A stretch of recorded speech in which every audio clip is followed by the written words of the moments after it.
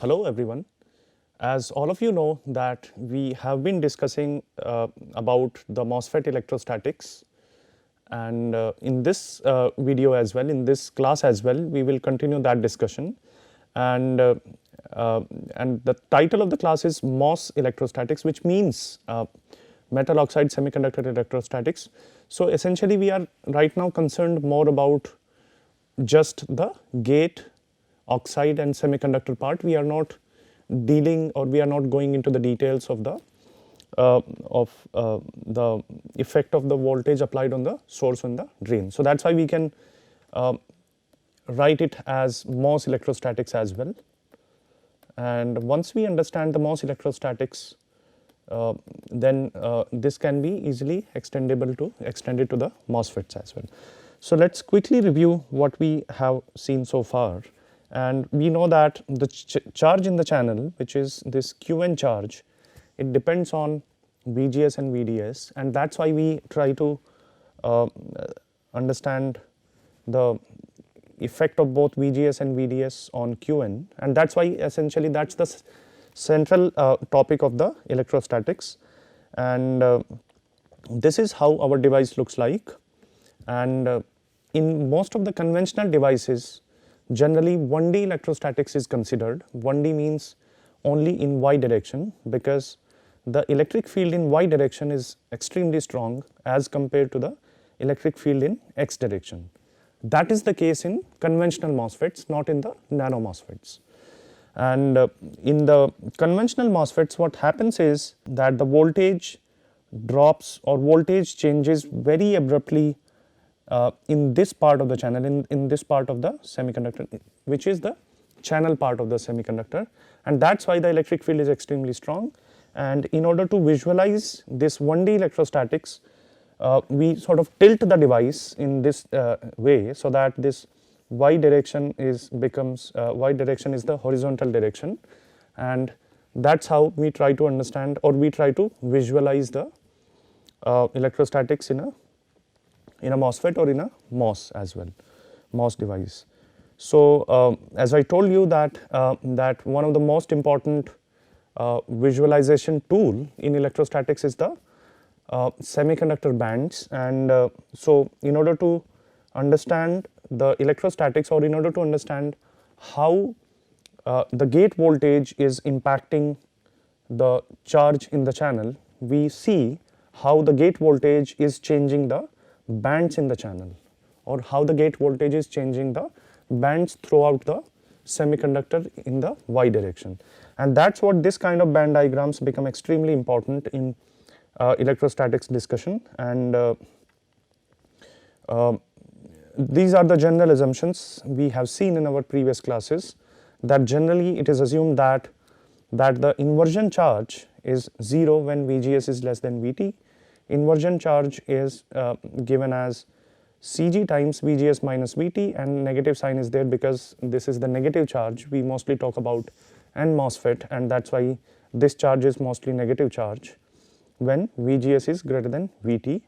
And in order to account for the effect of the drain voltage, this is how the threshold voltage is in many cases written as. It is written as Vt is equal to Vt naught, which is the threshold voltage when there is no VDS, minus delta times VDS, and this delta is the DIBL coefficient. That's how it is defined.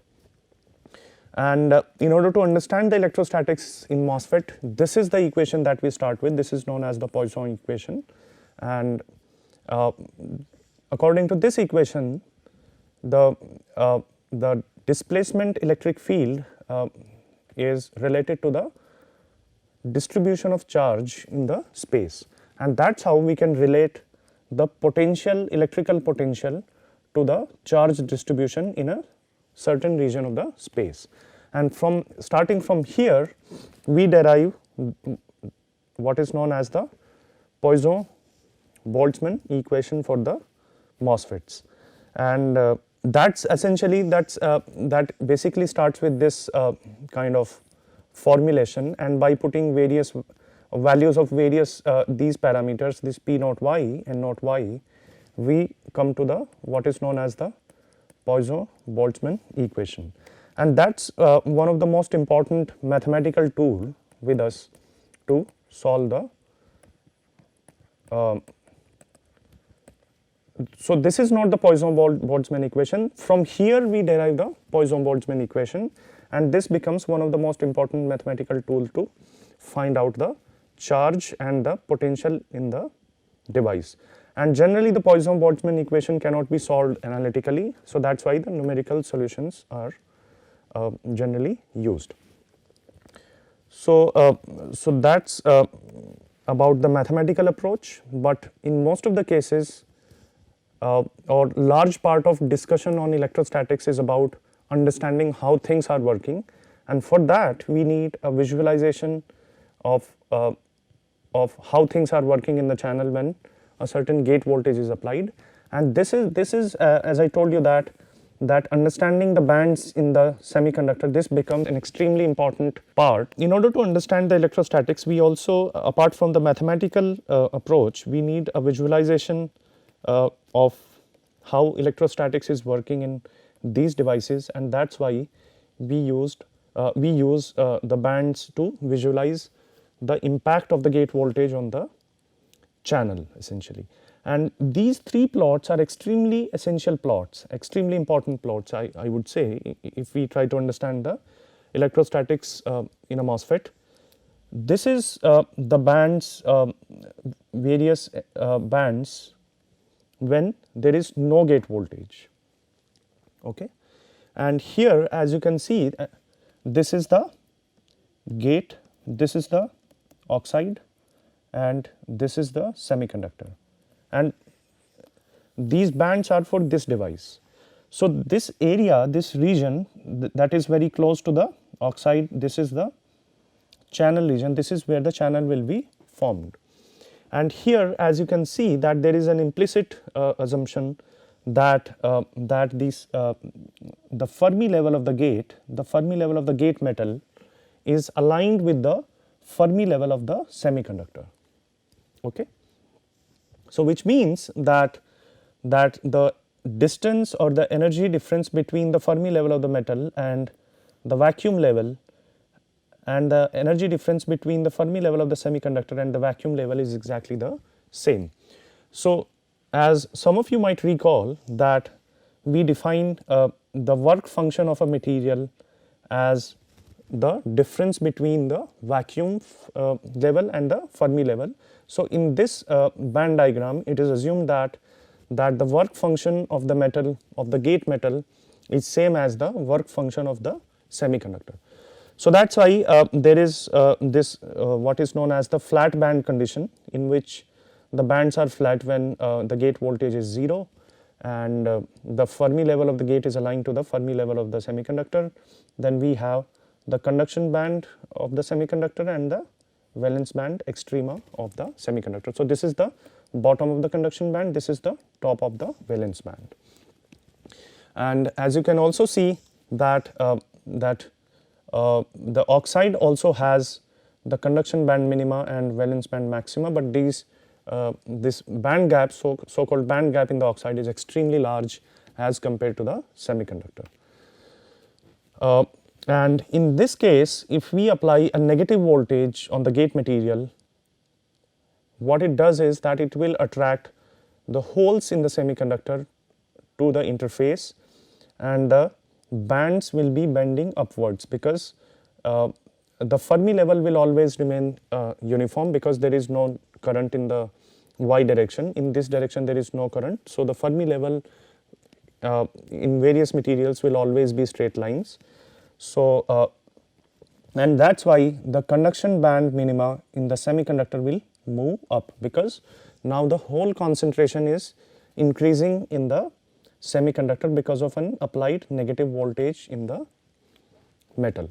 Or in other words, what we can say is that because of the negative voltage on the metal, the potential energy of electrons in the metal is increased, because the potential energy of electrons is minus q times applied voltage, and that will increase the Fermi level as well. So this Fermi level of the metal goes up as compared to the Fermi level of the semiconductor, and along with these Fermi levels, the band edges also go up in the semiconductor. So, the valence band maxima and conduction band minima, they also go up along with the this gate metal Fermi level, and the reason that they go up is that in order to so if a negative voltage is applied on the gate material, positive holes will accumulate at the interface, and that will essentially increase the distance between the EC and EF,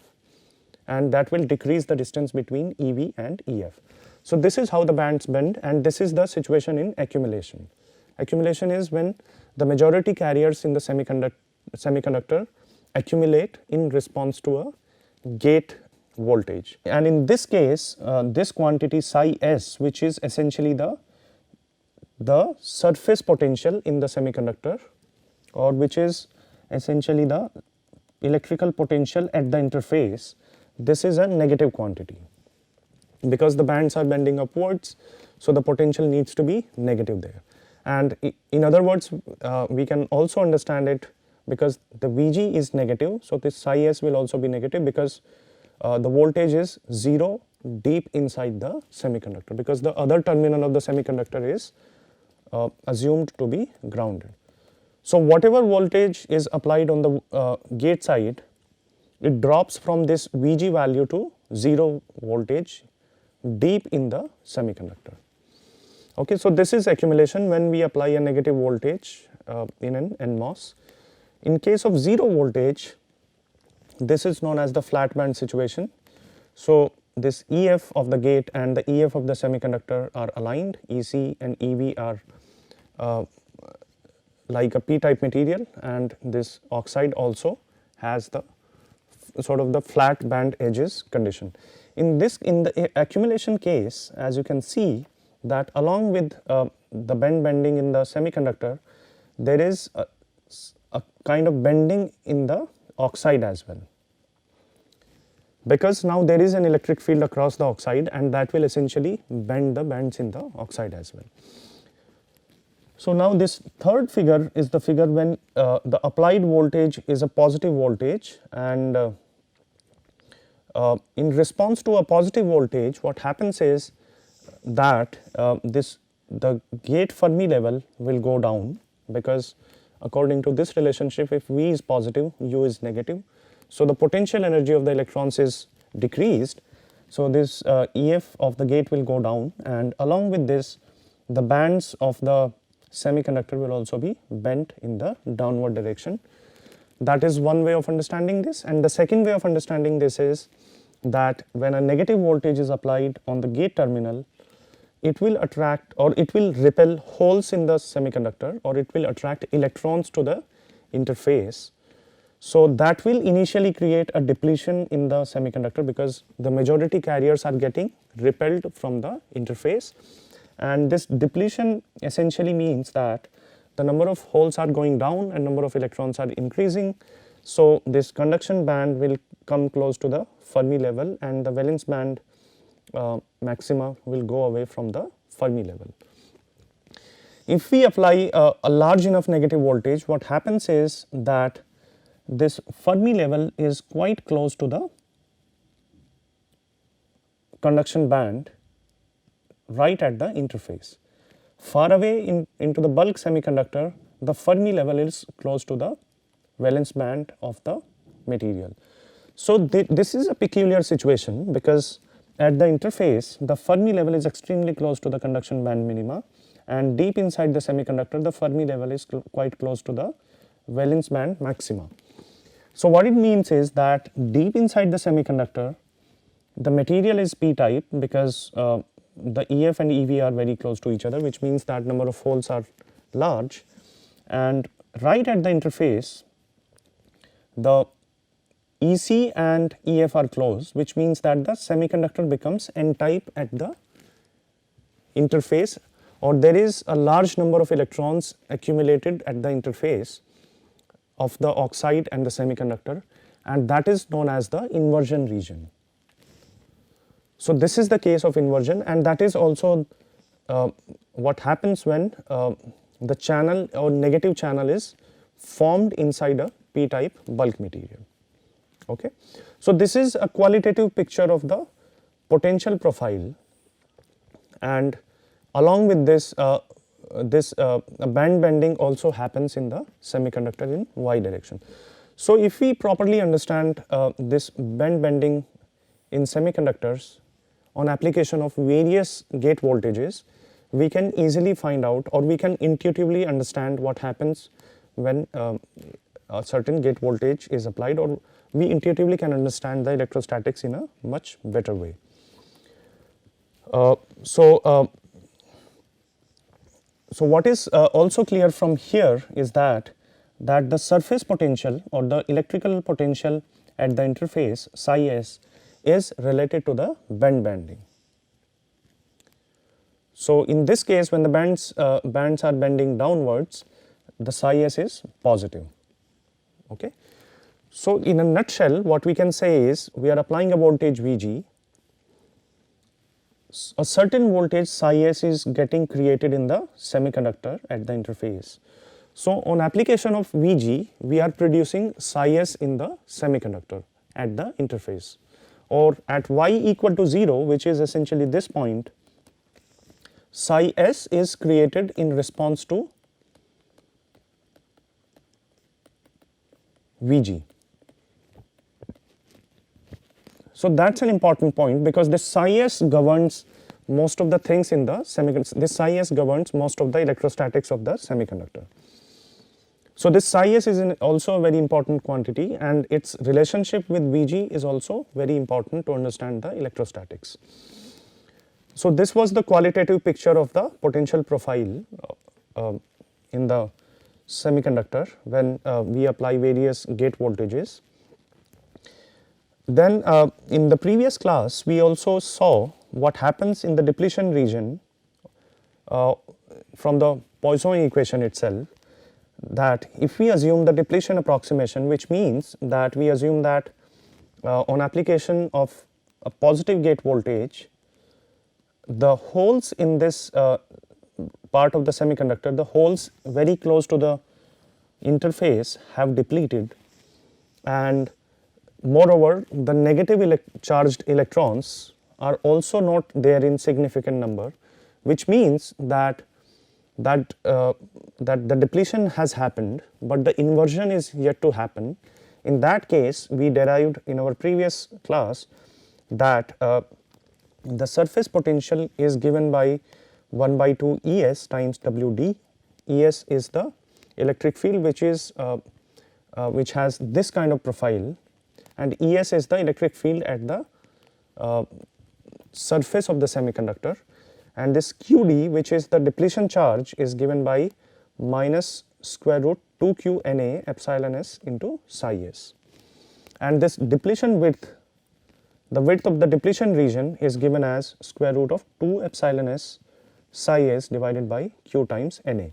So, as you can see that that once we know this Es, we can find out psi s, and from here, from psi s, we can find out the depletion charge, which is the charge because of the exposed acceptor atoms, because this is a p-type material and the doping is p-type here. So, because of the whole depletion, now these acceptor atoms are left behind, and that charge is known as the depletion charge, and this is given by this expression, and similarly the depletion width is given by this expression. So, as you can see that the depletion charge depends on psi s, also the depletion width depends on psi s. So, psi s, as I told you earlier as well, it is an extremely important quantity, and that is why one of the main focus of our discussion in the electrostatics part is to understand the psi s when a certain Vg is applied. So, with this background, let me quickly go to the inversion region, and the inversion region is the region when the gate voltage is extremely large, which means that the gate voltage is such that the surface of the semiconductor or the interface between the oxide and the semiconductor has become so negatively charged as the bulk is positively charged in the bulk or deep inside, as the semiconductor is positively charged, the surface is as or more negatively charged.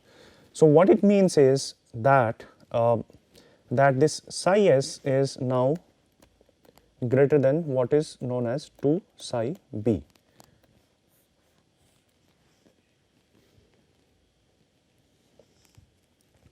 Okay.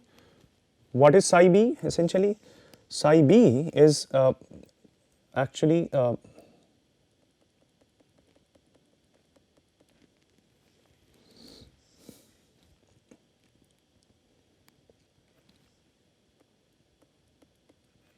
this quantity, which is so this is the intrinsic region. Psi b is the difference between the intrinsic region and the EF, which is the Fermi level of the semiconductor. Okay, and that essentially quantifies the onset of the inversion. So so the condition for the strong inversion is that the surface of the semiconductor becomes as n-type as the bulk is p-type. So that is one of the conditions of the inversion. And if we plot, so to say, the charge in the semiconductor as a function of the distance in y direction, in this direction, this is how the charge profile looks like. And here we have made a distinction between the depletion charge and the inversion charge. So, so the depletion charge is because of the exposed acceptor atoms, and the inversion charge is because of the inversion layer of electrons at the interface. So that's why the depletion charge is the static charge and the inversion charge is the mobile charge, so to say, because this is because of the electrons in NMOS, and in PMOS it would be holes.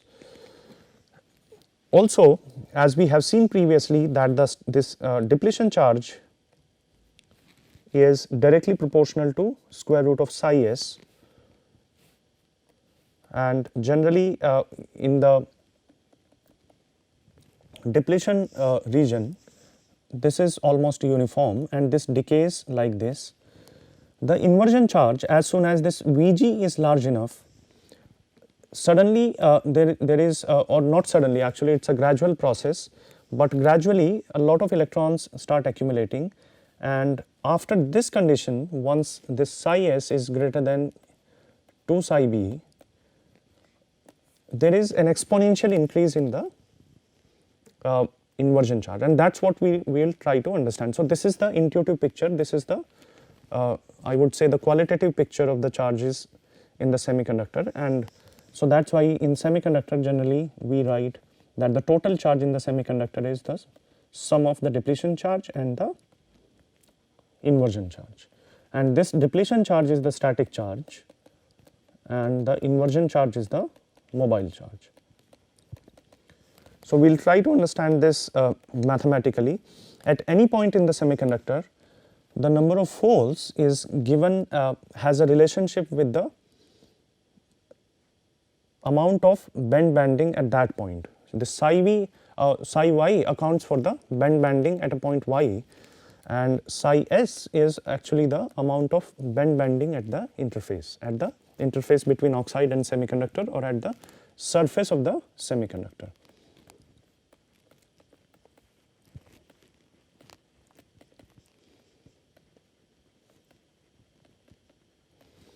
So P naught y, which means the number of holes at any point, is given by Pb times Pb is the number of holes in the bulk times exponential minus q psi y by kT.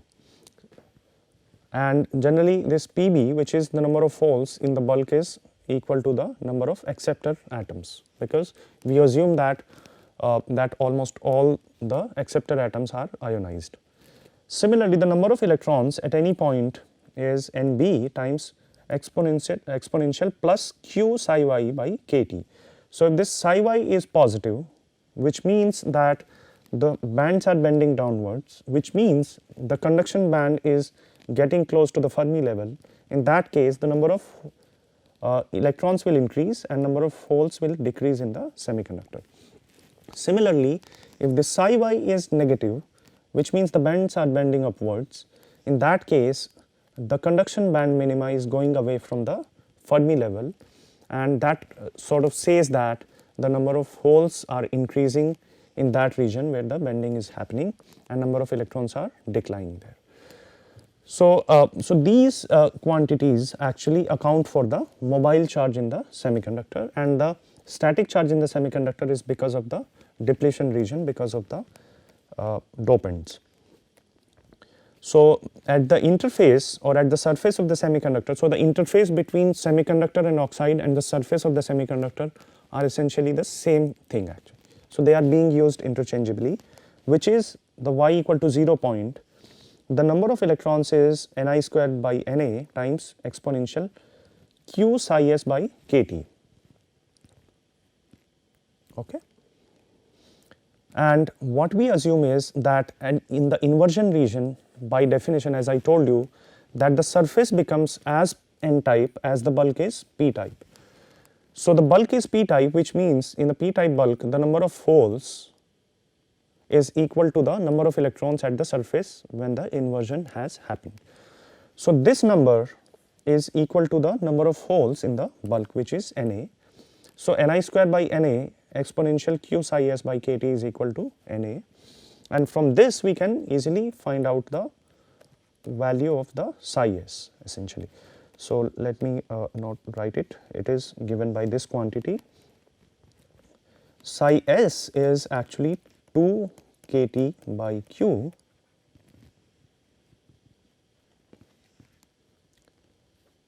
ln Na by Ni, or this can also be written as psi s is 2 psi b, where psi b is kT by q ln Na by Ni. And just to sort of clarify this, the psi b is essentially the distance between, or the energy difference between the intrinsic, which is actually at the midpoint of the this band gap, intrinsic level when there is no doping, and the Fermi level. So, this is just a way to define the inversion, because the bands have bends such that now this material becomes as p type as the so this material at the surface becomes as n type as it is p type in the bulk. Okay, so under just at the onset of the inversion, which means when the psi s is exactly equal to 2 psi b, or psi s, or which also means that psi s is such that the number of electrons at the surface is equal to the number of holes in the semiconductor. So, even at this point, we generally assume, or generally at this point, the depletion width is denoted by what is known as the Wt, which is, this T comes from the threshold voltage, because the gate voltage at which this happens, at which psi s becomes equal to 2 psi b, is known as the threshold voltage, and at the threshold voltage the depletion width is defined by Wt, and it becomes Wd at 2 psi b. And if we put instead of psi s in Wd expression, if we put 2 psi b, it is essentially square root 2 epsilon s 2 psi b divided by q times Na. So, this is the thickness of the depletion region at the onset of the inversion. Okay, so the total charge per unit area in the depletion region is this.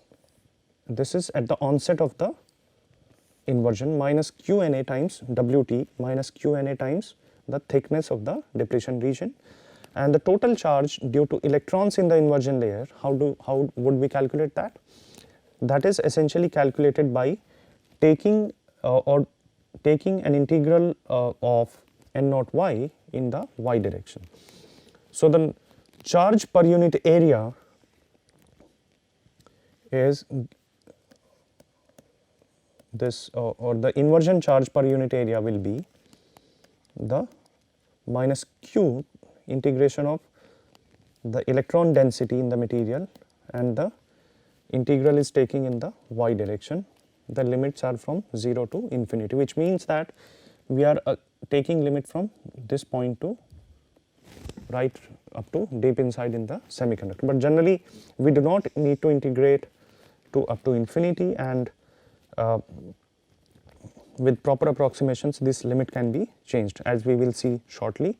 So the total charge in the semiconductor, this Qs, which is essentially, this S denotes the semiconductor charge, is the sum of the depletion charge, which is given by minus Qna times Wd, and at the onset of the inversion this Wd becomes Wt plus this mobile charge or the inversion charge, which is given by this quantity, which is defined as, this Qn is defined as minus Q times integral of n naught y dy, and this integral is defined as minus Qns, which is the surface charge density, and this is coulomb per meter square. Essentially the units are coulomb per meter square.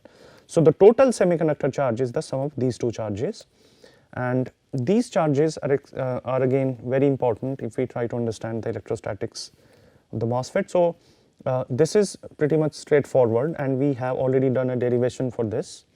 Now let's focus a bit on the mobile charge in the semiconductor.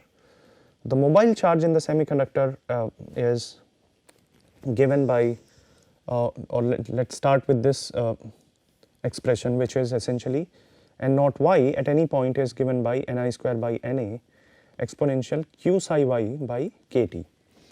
So these mobile charge carriers are dependent on the potential at that point in the semiconductor. This we have seen. I am just revising it so that the importance of this point is clear. So the mobile charge at any point where the potential is psi y is given by this expression, and as I told you in the beginning as well, that we assume the Vs is equal to Vd is equal to 0, which means that there is no voltage on the drain and the source. We are just focusing on the gate, oxide and semiconductor region, and in that case the total charge per unit area will be the derivation of this quantity.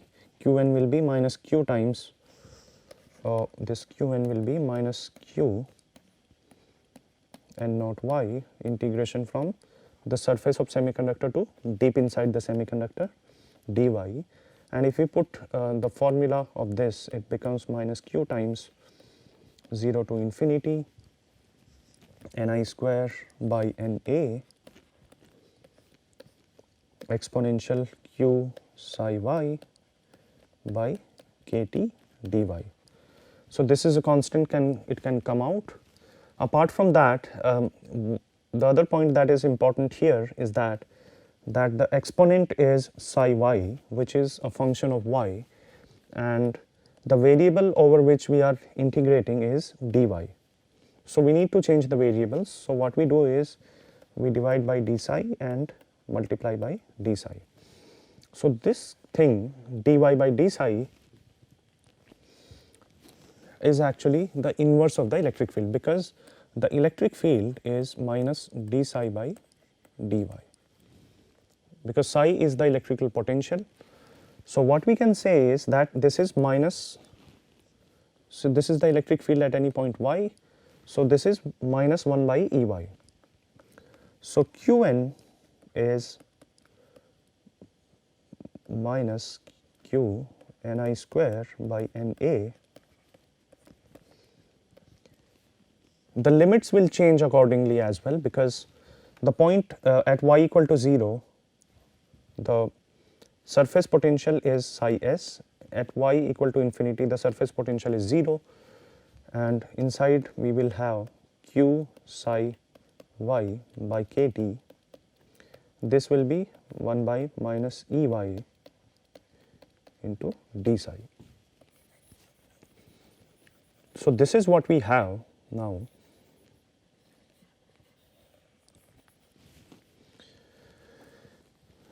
And if we assume this integration, actually this integral is not so easy, as you can also see, because we have exponential function of psi, but after changing this variable we have made it simple, but still this 1 by minus Ey is there, so this minus can cancel this.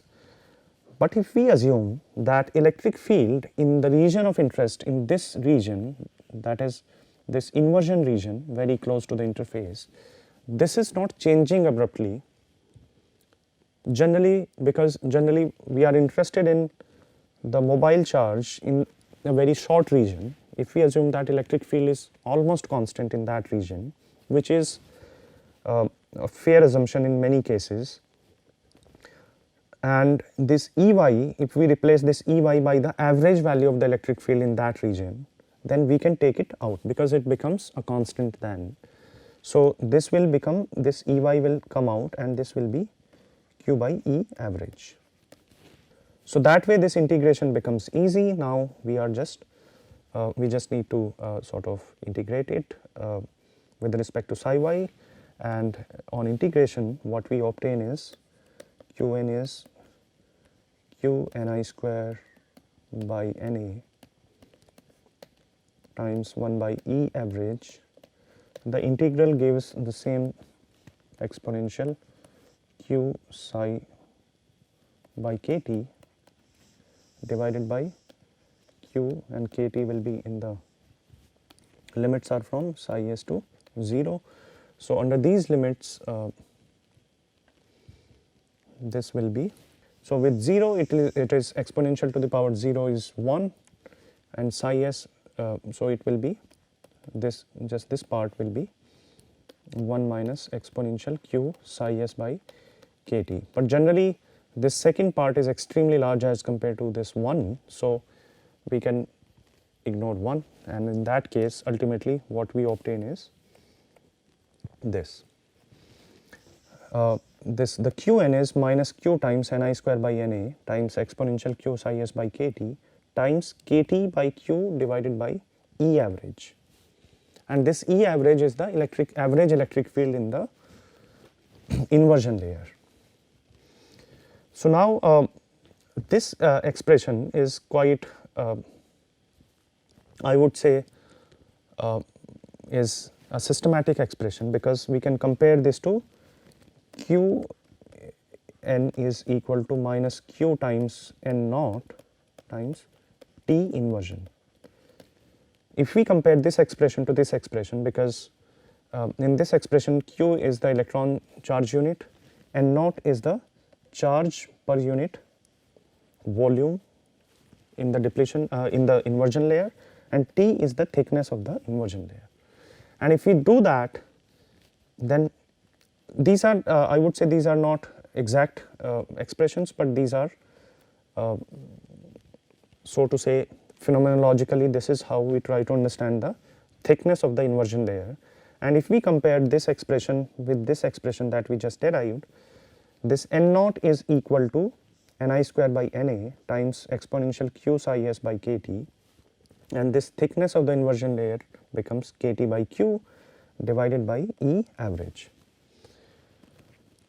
And this is just a few nanometers actually. If we do for a typical electric field, if you do the calculation, it is just a few nanometer of thickness of the inversion layer. So this is how we understand the mobile charge and the inversion region in the MOSFET. Okay, hope this is clear to all of you. And if you closely have a look here, in various conditions, so this expression is fairly general, and in various conditions we just need to find out the average electric field, and if we know that, we can find out the mobile charge in various conditions. And what are the various conditions? So this mobile charge can be there even below threshold, which means even before the onset of the strong inversion there might be some electrons at the interface, but these electrons are less as compared to the depletion charge, so generally we ignore that. But using this expression we can find out the mobile charge below threshold as well as above threshold. The only difference will be in the average electric field in the semiconductor. So I hope this this idea of inversion or electrostatics in inversion regime is clear, and we will begin with this point in the next class. Thank you and see you in the next class.